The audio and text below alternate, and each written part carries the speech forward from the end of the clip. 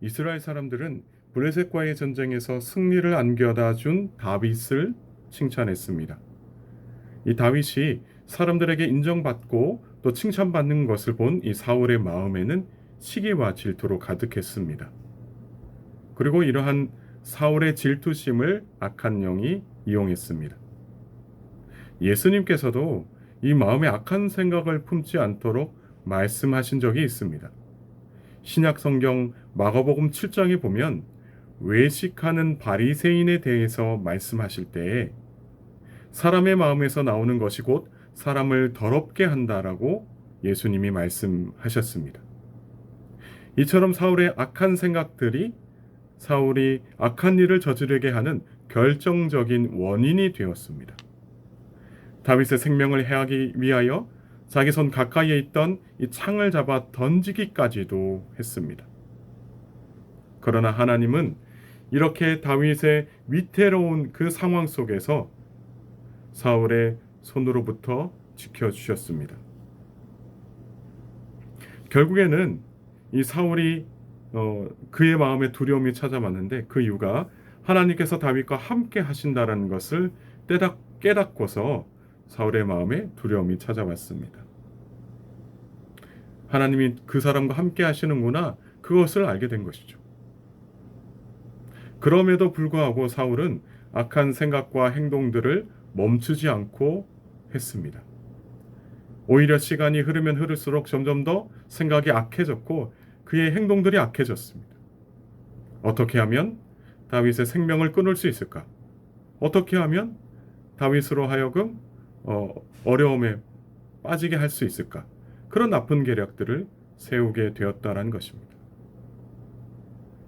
이러한 악한 생각과 행동 속에 가족까지도 끌어들인 것입니다. 17절의 말씀을 제가 읽겠습니다.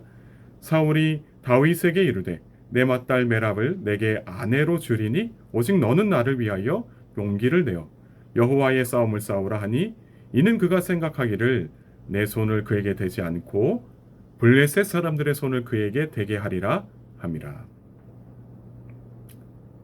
사울은 이 자신의 딸인 메랍을 다윗에게 주려고 합니다.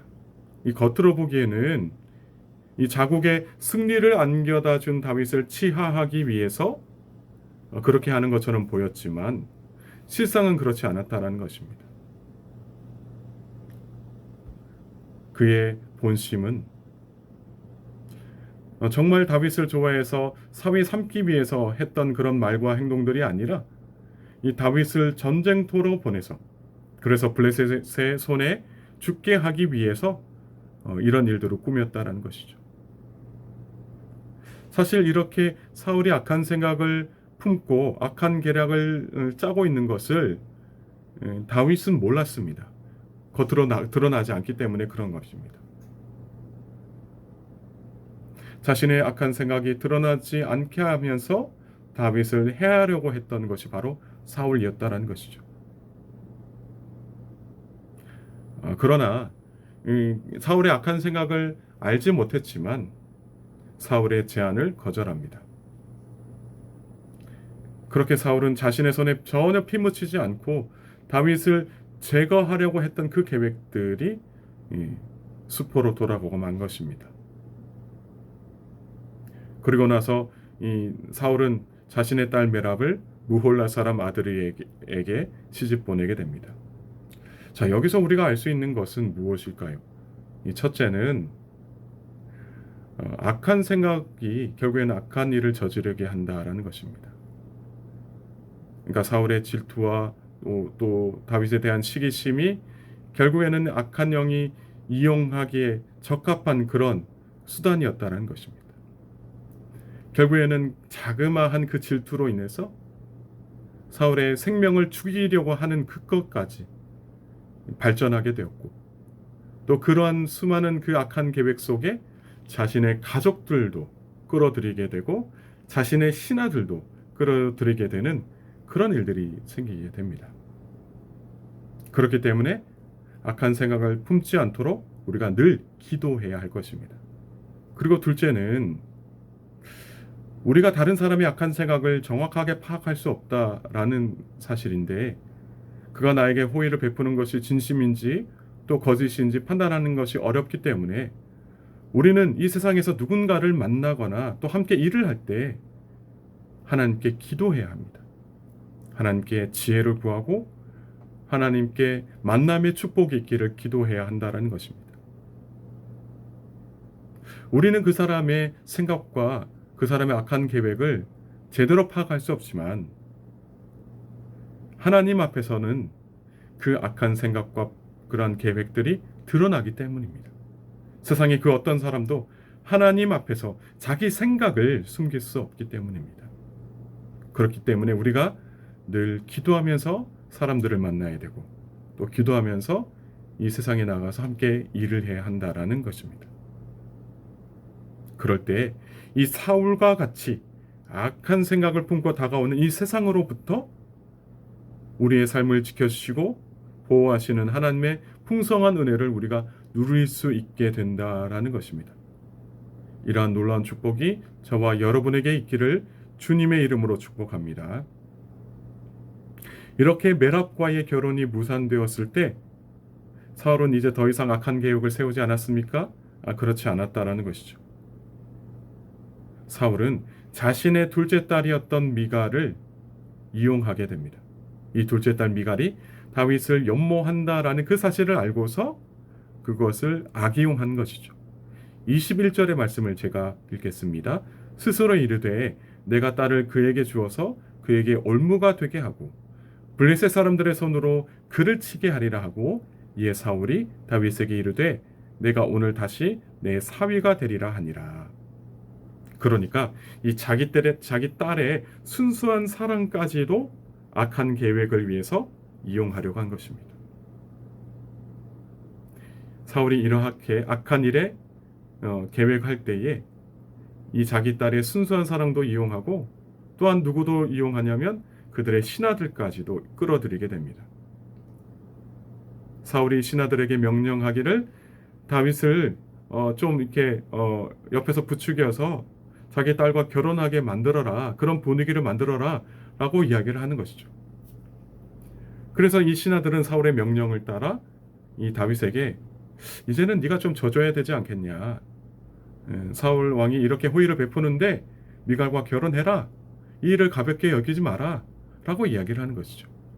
그러니까 이 다윗의 마음에 조금 이게 그런가, 내가 잘못된 생각을 했나, 이제는 내가 이 사울 왕의 그 말씀처럼 내가 그의 딸인 미갈과 결혼할까, 그런 생각을 하게 되는 것이죠. 그의 생각을 조금씩 돌이키는 것이죠. 그럴 때 이 신하들이 사울의 말을 그대로 옮겨서 무엇이라고 이야기하냐면 블레셋 사람들의 포피 100개를 결혼 지참금으로 요구하게 됩니다. 다윗은 이 말을 듣고 미갈과 결혼하기 위해서 블레셋 사람들과 싸우게 되는 것이죠. 자, 사울의 생각은 무엇이라고요? 다윗이 나가서 블레셋 사람들과 싸우다가 죽는 것입니다. 비록 다윗이 골리앗을 상대로 해서 전쟁에서 이겼다고 하지만 어떻게 보면 골리앗은 한 명이지 않습니까? 그런데 이 사울의 생각으로는 이 골리앗과 같은 사람은 아니지만, 그렇게 신체 조건이 뛰어난 사람은 아니지만 수적으로 열세로 만들면, 그러니까 수적으로 그 너무나도 많은 그 적군과 싸우다 보면 결국에는 다윗이 패할 것이다라는 그런 생각을 하게 되는 것입니다. 그런데 이렇게 사울의 악한 계획과는 전혀 다른 그런 상황이 발생하게 되는 것이죠. 오히려 다윗은 블레셋 사람들 200명을 죽이고 그들의 포피를 가져다가 사울에게 간 것입니다. 사울 입장에서는 굉장히 황당했을 것입니다. 그러나 이 다윗은 결국에는 이렇게 블레셋 사람들과 싸워서 이기게 되었고 미갈과 결혼하게 됩니다. 여러분, 하나님께서는 역전의 하나님이십니다. 하나님께서는 악한 계획을 무너뜨리시고 악한 일을 도모하는 것을 폐하시는 분이십니다. 아무리 사울이 악한 계획을 세우고 다윗을 죽이려고 하지만 결국에는 다윗의 삶 중심에 하나님 함께 하시기 때문에 다윗은 하나님의 도우심으로 그 모든 일들을 이겨 나갈 수 있는 것이죠. 다윗을 지키시고 보호하시는 그 하나님의 은혜로 말미암아 다윗의 이름은 점점 더 존귀하게 되고 사울은 그 다윗을 두려워하게 되는 그런 일이 일어나게 됩니다. 우리 함께 30절의 말씀을 읽겠습니다. 블레셋 사람들의 방백들이 싸우러 나오면 그들이 나올 때마다 다윗이 사울의 모든 신하보다 더 지혜롭게 행하며 이에 그의 이름이 심히 귀하게 되니라. 하나님께서 다윗에게 지혜를 주시니 다른 모든 신하보다 더 지혜롭게 행하게 되었다라고 말씀하십니다. 이뿐만 아니라 다윗의 이름도 존귀하게 되었다라는 것을 말씀하고 있습니다. 오늘 하루도 하나님의 은혜로 말미암아 세상의 수많은 그 일들 가운데서 승리하는 저와 여러분이 되기를 주님의 이름으로 축복합니다. 그 악한 계획과 또 그 악한 일들 가운데서 하나님께서 주시는 그 지혜로 하나님께서 주시는 그 담대함으로 승리하며 살아갈 때에 이 세상 사람들을 통해서 하나님의 그 수많은 그 역사를 경험하며 우리의 신앙이 성장하게 되고 우리의 가정이 믿음의 가정이 되고 우리 아름다운 교회가 하나님께서 보시기에 더 그 큰 은혜와 사랑이 넘치는 그러한 교회가 될 줄을 믿습니다. 오늘 하루도 그 힘든 상황 속에서도 함께 하시며 도우시는 그 하나님과 함께 살아가는 그 복된 그리스도인들 다 될 수 있기를 주님의 이름으로 축복합니다. 함께 기도하시겠습니다. 하나님 아버지, 연약하고 부족한 저희들에게 은혜의 자리를 마련해 주시고 이 새벽에 나와 말씀 듣고 기도하게 하시니 감사드립니다. 하나님의 말씀을 들었사오니 성령의 조명하심으로 말씀의 깊이를 더해 주시고 이 말씀 안에서 믿음의 여정을 따라 살아가는 귀한 성도님들 될 수 있게 하옵소서. 하나님 아버지, 우리 가까이에는 수많은 시험과 난관들이 있습니다. 영적 분별력으로 약한 영의 계략을 분별할 수 있는 능력을 더하여 주시고 특별히 악한 자들의 손에서 저희의 삶을 지켜 주옵소서. 그래서 우리가 삶의 자리에서 늘 찬송하는 삶을 살게 하시고 하나님의 영광을 높여드리는 참된 예배자의 삶이 되게 하옵소서. 무엇보다 성령 충만하길 원합니다. 성령의 인도하심을 따라 살아가는 복된 하루 되게 하옵소서. 사랑하는 가족들의 건강과 일터와 또한 오늘 하루의 삶을 지켜주실 줄 믿사오며 또한 하는 일들마다 복되게 하실 줄 믿사오며 감사드리며 예수님의 이름으로 기도드리옵나이다. 아멘.